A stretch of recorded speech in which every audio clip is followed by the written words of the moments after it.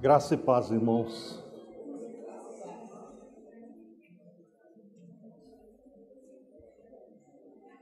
Abra sua Bíblia no Salmo 84. Nós vamos ler 3 versículos. Salmo 84,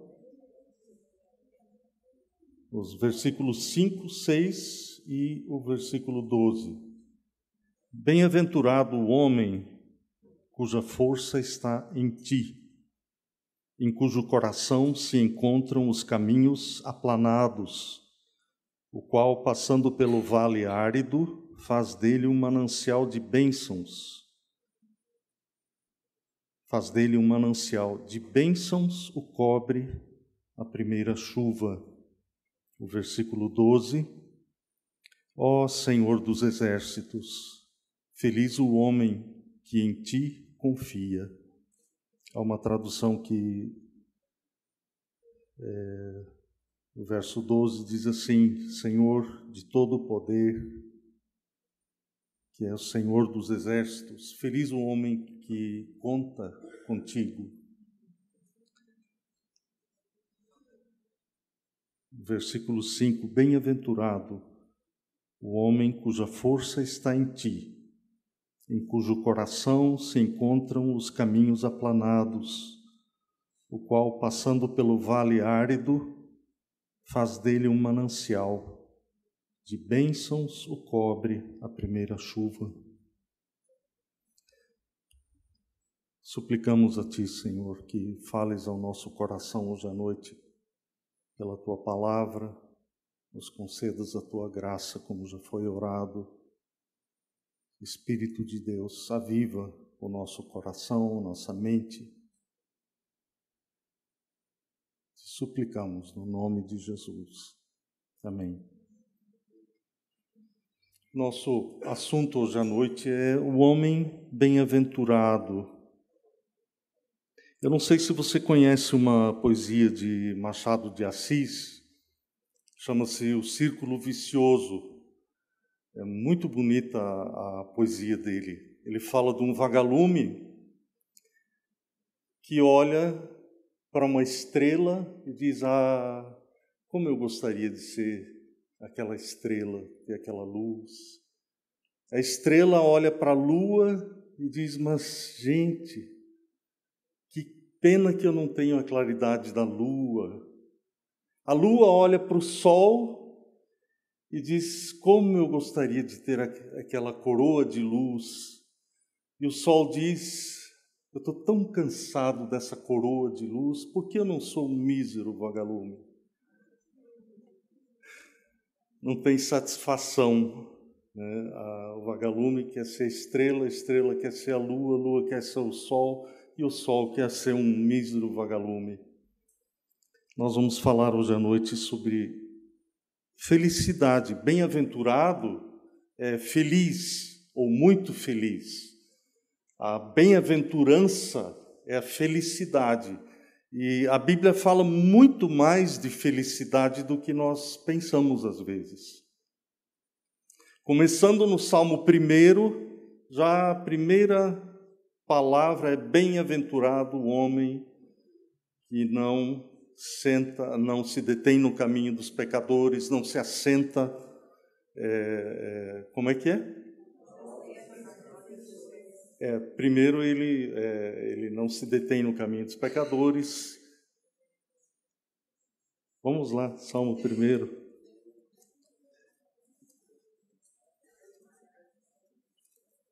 São 3 coisas, né, que ele diz: que não anda no conselho dos ímpios, não se detém no caminho dos pecadores, nem se assenta na roda dos escarnecedores. Mas é bem-aventurado, é Deus que está dizendo isso, é feliz o homem que ele não anda no conselho dos ímpios. Mas olha o verso 2, ele diz: antes, ele está descrevendo esse homem ainda, o homem feliz, antes o seu prazer. O homem feliz tem prazer, ele não é infeliz. A gente acha às vezes que, nossa, ser crente é ter aquela cara de de mula, né? De triste. Não é. Não é o propósito de Deus. Deus é a pessoa mais feliz que existe. E Deus fala muito sobre isso. Se você começar a ler as Escrituras com atenção, você vai ver a descrição do que é um homem, como o pastor Flávio disse, um homem no sentido genérico, ser humano, feliz, uma pessoa feliz. Depois, Jeremias fala sobre isso também, Jeremias 17, ele fala do homem que é bendito, o homem que é abençoado. E um homem bendito por Deus é aquele que confia no Senhor, cuja esperança é o Senhor. Jeremias 17, 7. Há uma tradução que diz: bendito o homem que confia no Senhor, o Senhor torna-se a sua segurança. Então, feliz é o homem que tem a sua vida, que tem o seu centro em Deus. No Salmo 1 fala do homem que tem prazer na palavra de Deus. Não é no livro em si, o livro pura e simplesmente um livro de folhas, mas é porque é a palavra dele. Por isso que esse livro é precioso para nós, porque ele é a palavra daquele que nos criou, e não só nos criou, mas também nos resgatou do império das trevas, para ele. E se nós olharmos o topo de tudo, as bem-aventuranças do Novo Testamento, quando o Senhor Jesus fala bem-aventurados são os humildes, ele dá uma descrição de um homem bem-aventurado, um homem feliz. Não é uma pessoa miserável, não é a pessoa que tem muitas cargas nas costas, não. É uma pessoa centrada em Deus e uma pessoa feliz. O que acontece é que nós estamos de cabeça para baixo. Nós enxergamos as coisas trocadas. O pastor Abuchaim diz que, certa vez, não sei se vocês lembram, os que gostam de carro sabem, tinha o Fenemê. E aí um sujeito encontrou um caminhão desse virado de cabeça para cima e falou: uma marca nova, o Menefê. É que ele estava enxergando a coisa errado, do jeito errado. E é isso que aconteceu conosco. Infelizmente, na queda, nós acabamos profundamente afetados. E todo ser humano tem dentro de si um profundo anelo, um profundo desejo, uma profunda necessidade de ser feliz, de ser bem-aventurado. Isso é uma coisa que Deus criou em nós, isso não é uma coisa errada, isso provém de Deus. Só que, com a queda, nós começamos a fazer uma coisa que Jeremias, olha lá em Jeremias capítulo 2, versículo 13. Alguém pode ler, por favor?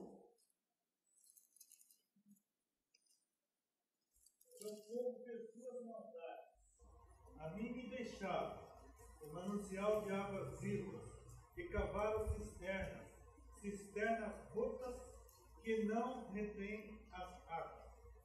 Isso.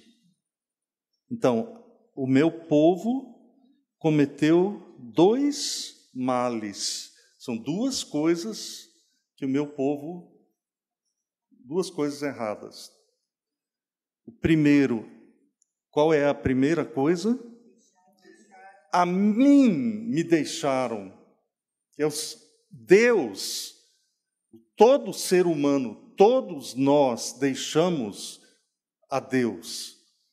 Isso, nós já nascemos separados de Deus. A Bíblia diz que todos nós pecamos, e não são só os pecados externos, as ações. Isso é reprovável e isso nos faz culpados diante de Deus, mas há um problema mais sério dentro de cada ser humano, a natureza pecaminosa, que a Bíblia chama de pendor, de tendência, de mente, que é contra Deus, é inimiga de Deus, e todo ser humano nasce dessa forma. E isso entrou lá em Gênesis 3, capítulo 3, quando Satanás tentou Eva e ela desobedeceu ao Senhor, tomou do fruto da árvore do conhecimento do bem e do mal, que tinha sido proibido por Deus, era a única proibição que Deus estabeleceu para Adão e Eva. Ela comeu e ela deu desse fruto para Adão, que também comeu. E como Adão era o representante da raça humana, aquilo que ele fez passou para toda a raça. É como se fosse um dominó gigante. A primeira peça caiu, caíram todas as peças em sequência. E essa natureza humana, todos nós já nascemos com isso, com essa tendência anti-Deus. E isso faz com que nós, essa raiz maligna, essa mente contra Deus, esse pendor, essa tendência contra Deus, faz com que nós produzamos frutos, que são os pecados. É uma árvore venenosa que produz frutos venenosos, reprováveis. E aqui Jeremias diz, Deus, por boca de Jeremias, né? Ele diz, 2 males cometeu o meu povo, a mim me deixaram. Isso é gravíssimo, deixaram a Deus.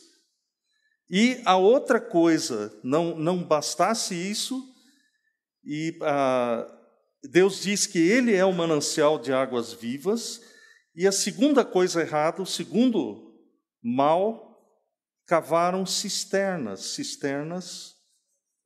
não só cisternas, ele está descrevendo quais cisternas. Imagina um pouquinho, você deixa um manancial de vida, uma fonte de onde brota vida, e cava e faz uma cisterna. Mas não é uma cisterna qualquer, uma cisterna rota. E a própria Bíblia explica o que é essa cisterna rota. Não é uma cisterna qualquer, não é nem uma cisterna boa. É uma cisterna que não retém as águas, é uma cisterna com rachaduras. E toda e qualquer coisa que substitui a Deus na nossa vida é uma cisterna rota. Ela não retém as águas, não mata a sede, não fica água dentro. Quando o Senhor Jesus fala com a mulher samaritana, ele fala de uma água que vai brotar de dentro. Ele está falando desse relacionamento com Deus. Ele está falando, a água que eu der, essa vai fazer com que você não tenha mais sede. Nossa, a mulher ficou, então eu quero, dá-me sempre de beber dessa água. Ele não estava falando de água que nós bebemos para matar a sede do nosso físico. Ele está falando dessa sede profunda que todo ser humano tem, de ser feliz, de ser bem-aventurado. Só que nós deixamos a Deus, todo ser humano deixou a Deus. E não só isso, não bastasse deixar a Deus, cavou, cada um cava para si uma cisterna rota. Todos querem água, todos precisam de água. É uma necessidade. A felicidade é uma necessidade para o ser humano. Sem essa satisfação, sem esse prazer, ninguém vive. Só que o problema são as cisternas rotas. E o que são cisternas rotas? Uns procuram preencher esse vazio com um relacionamento com outras pessoas, com casamento, outros com dinheiro, outros com o trabalho, outros com posses, fazendas, terrenos. Não precisa ser coisa grande. A gente sempre acha que o avarento, o ímpio, é aquele que tem muita coisa. Não. Às vezes eu tenho só uma moedinha no bolso, mas eu não quero dar para ninguém, é a minha segurança. E existe um pensamento que talvez de todos seja o mais nocivo, que diz assim, que também é uma cisterna rota, e diz assim, olha, você pode fazer qualquer coisa, que te deixe feliz, desde que não prejudique os outros. É um pensamento que existe e é muito forte, talvez até você tenha esse pensamento. Faz o que você quiser, desde que você não prejudique os outros, mas aquilo que te traz satisfação. É uma cisterna rota, porque ela está centrada aonde? Em mim. Toda cisterna rota tem o próprio homem como centro. É o desejo de satisfazer essa profunda necessidade. Mas isso tudo são bolhas de sabão. A Bíblia tem um nome específico para isso: vaidade. A palavra vaidade, a gente às vezes confunde, entende de uma forma errada. Vaidade é aquela coisa passageira, não é nada. Né? Não é o orgulho. A gente às vezes confunde, fala, o sujeito é muito vaidoso. Não é essa a ideia. Quando a Bíblia fala da vaidade, tudo é vaidade, quer dizer, tudo é passageiro. Quando o autor de Eclesiastes diz vaidade, tudo é vaidade, é porque ele provou de tudo, ele bebeu de tudo quanto era poça d'água, de tudo quanto era cisterna. E ele percebeu, é tudo vaidade, é tudo nada, é bolha de sabão. Chega perto, é o fim do arco-íris. Já tentou chegar até no fim do arco-íris? Dizem que tem um pote de ouro lá, né? Para quem conseguir chegar lá. Você vai, você anda, quando você anda um pouco, ele já foi mais para frente. Não tem fim. Não tem um fim. É vaidade. É cisterna rota. Você está bebendo de cisterna rota? Ou você é uma pessoa bem-aventurada, uma pessoa feliz? Essa visão do mundo de felicidade, preencher esse vazio, essa minha necessidade, eu preencho com qualquer coisa. Eu tento me entupir com alguma coisa que me dê sentido na vida. E o pensamento do mundo isso é normal, gente. Você tem que ter novos projetos, você tem que fazer ter um novo propósito na vida. Todo dia matar um leão. Se a vida te der um limão, faça desse limão uma limonada. A gente às vezes não percebe, mas esses pensamentos são totalmente humanistas. Eles deixam de lado, eles deixam fora o próprio Deus. Na base você está manivelando ali, você vai se animando, vai se contentando. Não, mas as coisas vão mudar, ano que vem vai ser diferente. E quem fica de fora é o próprio Deus. 2 males o meu povo cometeu. A mim me deixaram, e a outra, construíram para si cisternas. E o Espírito de Deus é tão misericordioso, ele explica cisternas rotas, que não retêm as águas. A mim me deixaram a fonte, o manancial de água, a fonte de água viva. Voltando ao nosso Salmo 84, versículo 5, ele diz: bem-aventurado o homem cuja força está em ti, em cujo coração se encontram os caminhos aplanados. Todas as cisternas rotas, nós mencionamos, e você poderia acrescentar centenas de outras coisas, é uma hidra de centenas de cabeças. Você corta uma, ela volta de novo, cresce de novo, e sempre assim. As cisternas rotas, elas são coisas por fora. Mas quando Deus fala do homem ou da mulher que é feliz, ele fala do coração, em cujo coração se encontram os caminhos aplanados. Ele está se referindo nesse texto aos peregrinos que iam para Jerusalém, para o templo, para adorar. Havia festas que de tempo em tempo o pessoal do interior ia para Jerusalém, para adorar o Senhor, para celebrar as festas diante do Senhor. E ele está usando uma figura de linguagem, ele está dizendo que ele está falando dos caminhos aplanados, em cujo coração estão os caminhos aplanados. Algumas traduções falam em cujo coração existe a estrada para Sião. Sião é Jerusalém. Então ele está usando uma figura daqueles caminhos que iam para Jerusalém, que eram caminhos mais cuidados, onde o povo passava para chegar lá.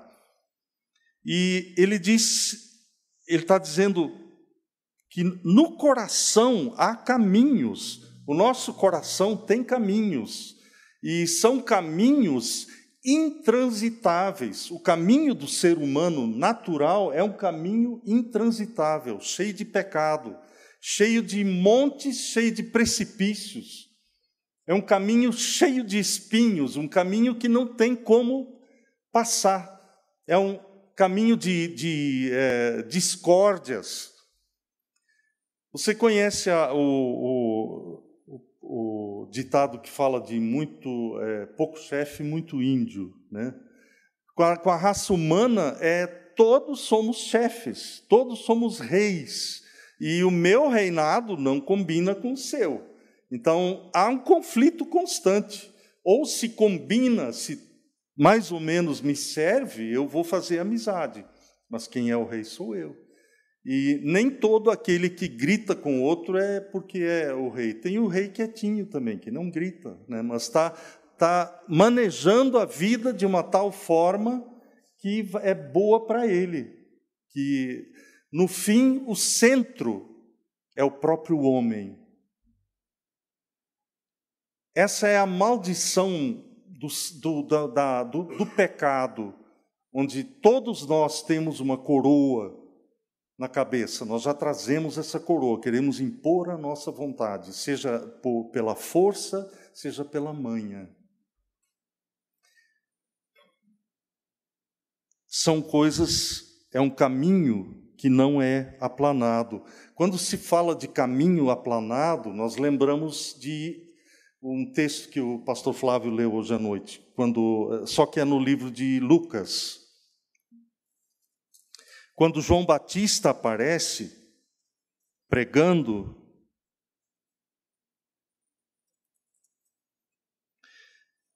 João Batista prega,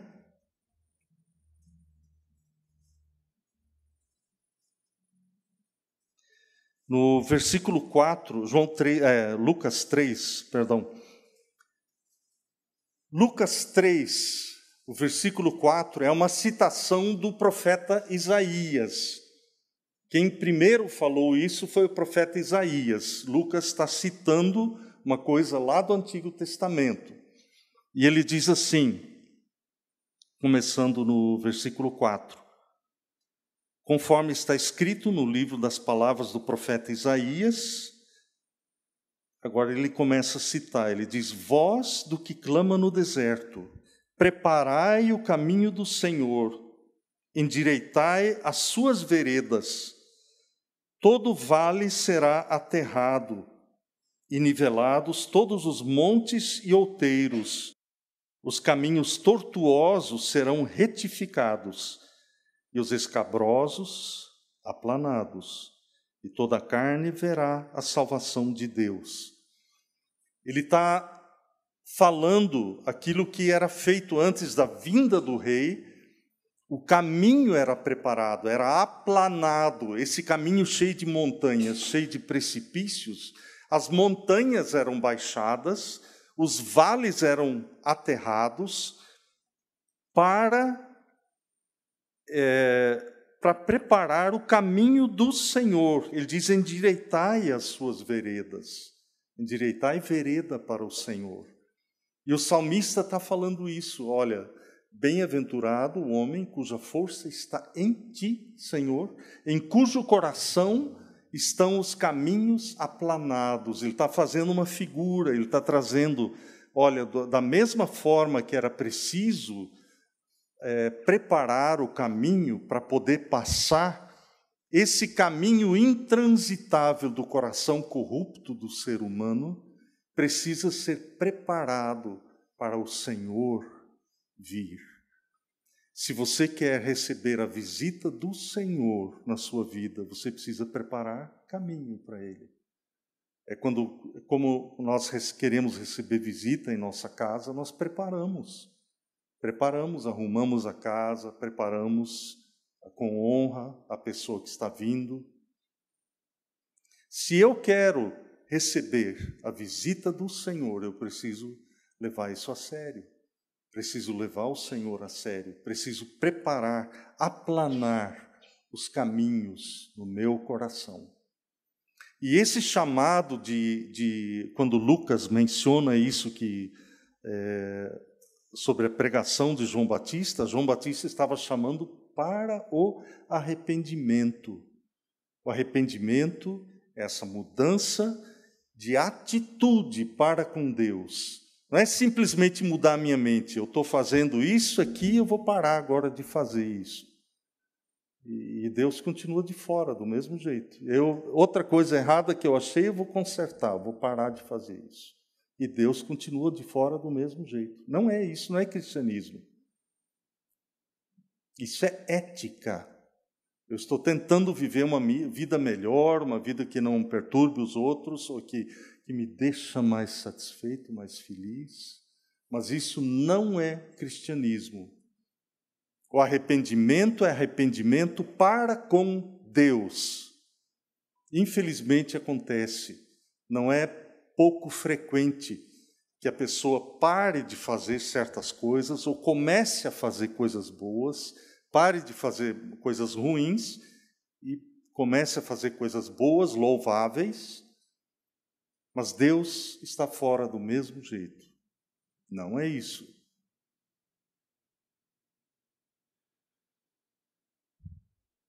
Bem-aventurado o homem cuja força está em ti. O centro é o Senhor, o centro é Ele. Há uma conversão, há uma volta para Deus. Não basta parar com certas coisas que você percebe que são erradas, mas se você ainda é o centro da sua vida. Quando o Senhor Jesus conta a parábola do homem rico, que ele produz muita coisa e ele fala, olha, eu vou derrubar os meus celeiros que estão pequenininhos, agora eu vou construir coisas maiores e vou guardar o que eu tenho e eu vou dizer, olha, pode descansar que você está bom, e tem bastante. Isso, e Jesus fala uma coisa, ele diz, olha, aquele homem era louco, porque ele não estava levando Deus em consideração. Ele disse, louco, esta noite te pedirão a tua alma, e o que preparaste para quem será? E Jesus diz, assim é todo o que não é rico para com Deus, que é rico só para si. O problema não era o que ele tinha, não eram as posses que aquele homem tinha, era a atitude dele que deixou Deus totalmente de lado. Ele disse, louco é aquele que está fora de si. E todo ser humano que não leva em consideração que no futuro vai ter que se deparar com Deus, que deixa Deus de lado, é louca. Todo ser humano é louco, que não leva Deus em consideração.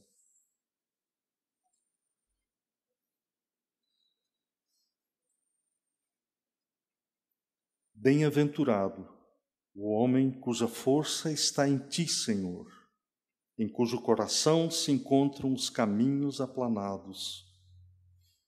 Agora, há uma descrição desse homem, uma característica desse homem, o qual, esse homem, em cujo coração se encontram os caminhos aplanados, o qual, passando pelo vale árido, em algumas traduções tem vale de lágrimas, ou então o vale de Baca, que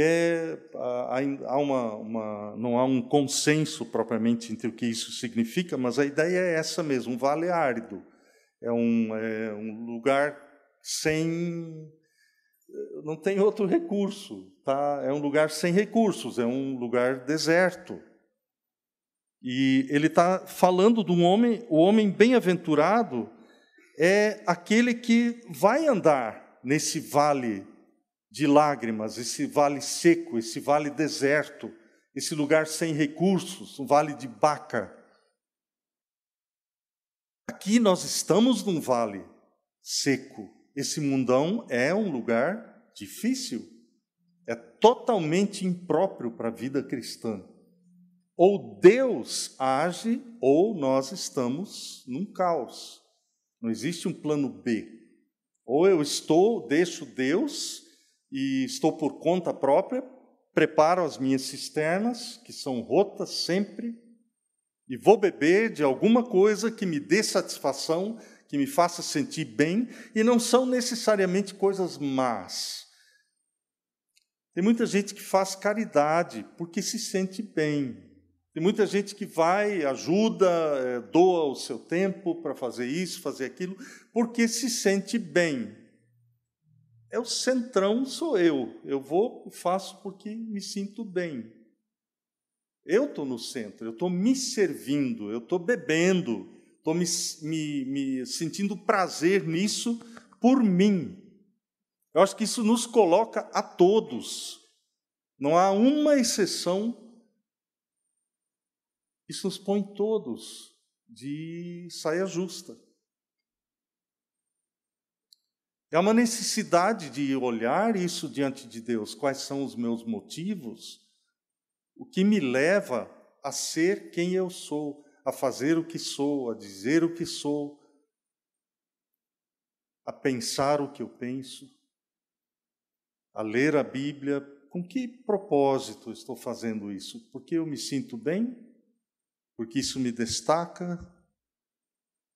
Não são as cisternas rotas não são necessariamente coisas más, coisas que prejudicam os outros.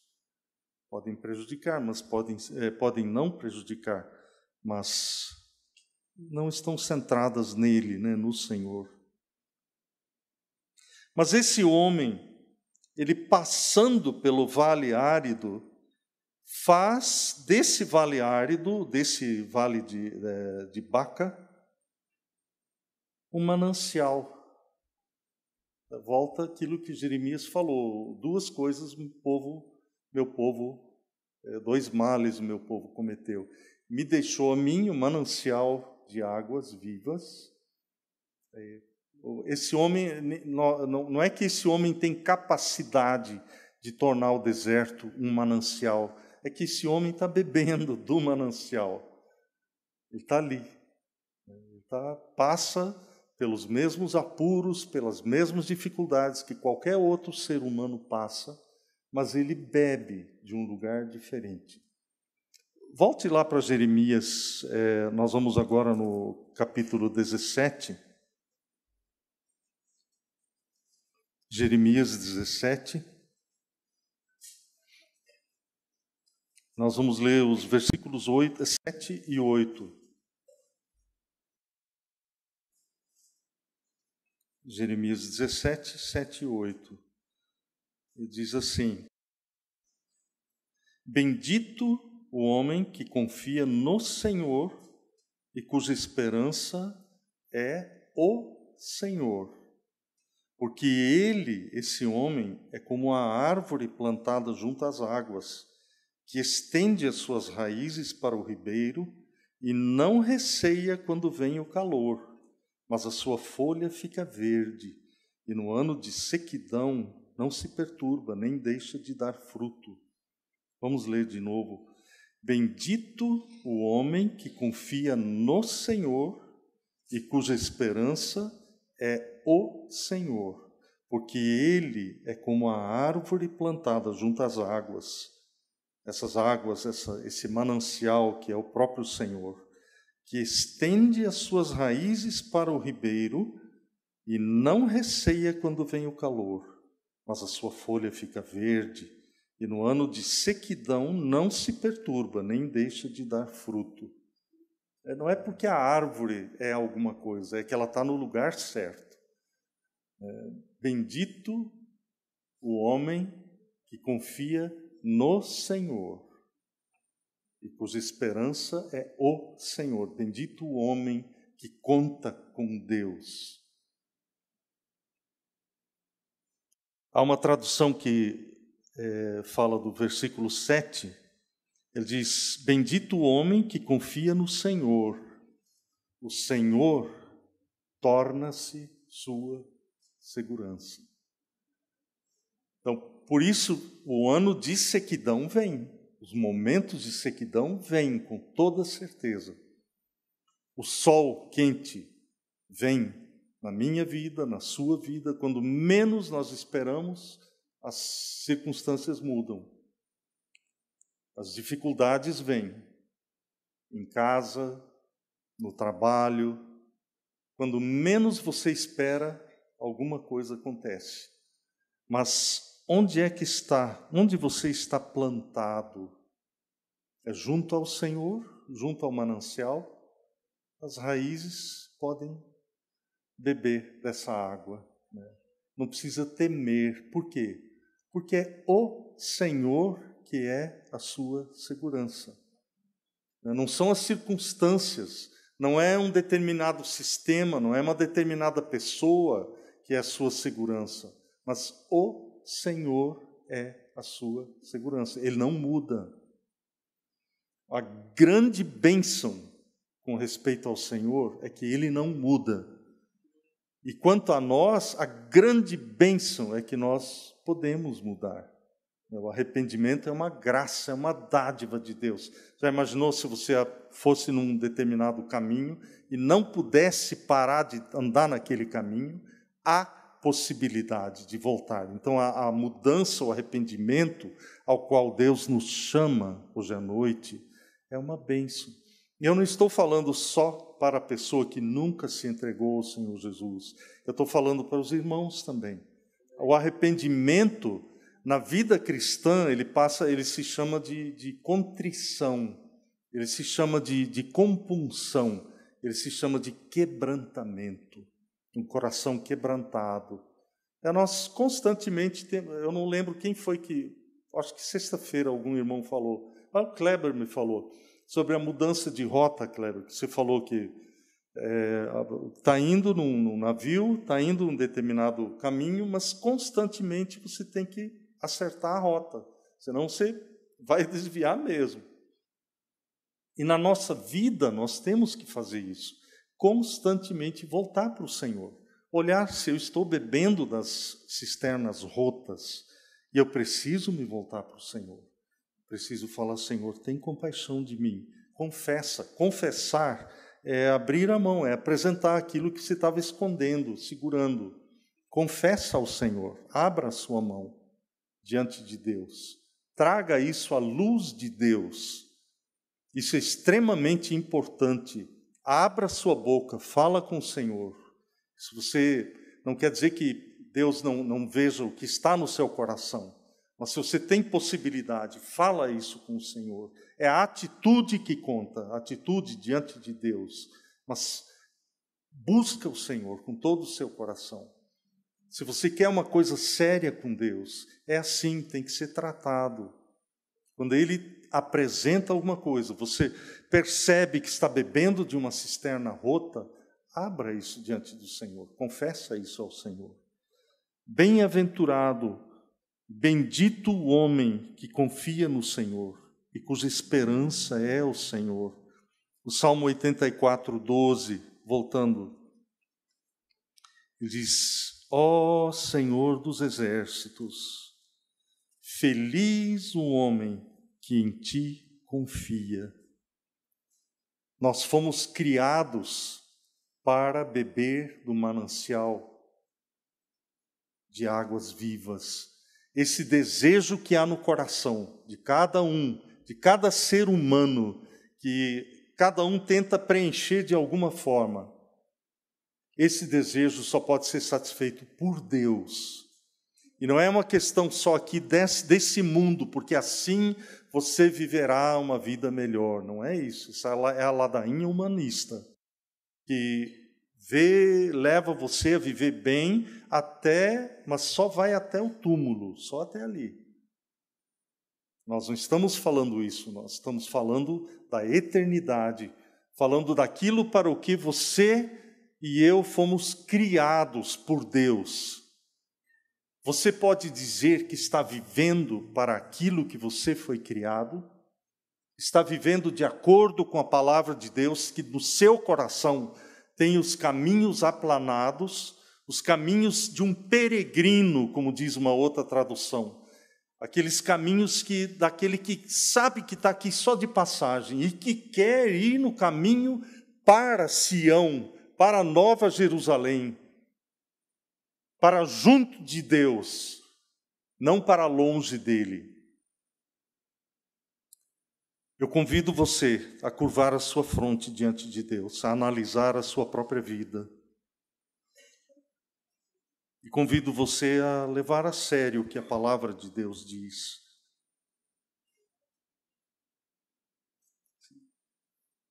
A analisar se você está bebendo das cisternas rotas, se você deixou o Senhor, se você nunca voltou para o Senhor, o manancial de águas vivas, e se você está bebendo, tentando beber, satisfazer a sua sede em outra coisa que não seja o próprio Deus.